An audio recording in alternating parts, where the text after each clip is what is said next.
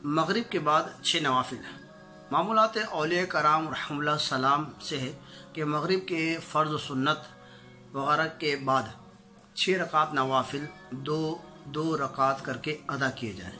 पहली 2 रकात से पहले ये नियत फरमा लीजिए, या अल्लाह जल इन 2 रकातों की बरकत से मुझे दराजी उम्र बिल खैर अता फरमा। फिर दूसरी रकात में जब से पहले नियत फरमा लीजिए, या अल्लाह जल इन 2 रकातों की बरकत से बलाओं से मेरी हिफाजत फरमा। तीसरी 2 रकातों के लिए ये नियत फरमा लीजिए, या अल्लाह जल इन 2 रकातों की बरकत से मुझे अपने सिवा किसी का मोहताज न कर।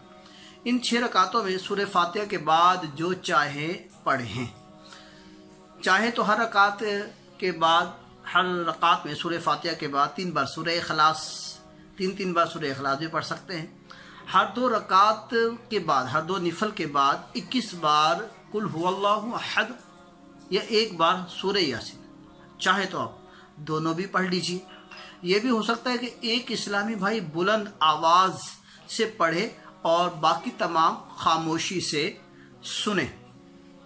हर बार सूरह यासीन शरीफ के बाद दुआए निस्फ शौबान भी पढ़िए। इंशाअल्लाह रात शुरू होते ही सवाब का अंबार लग जाएगा।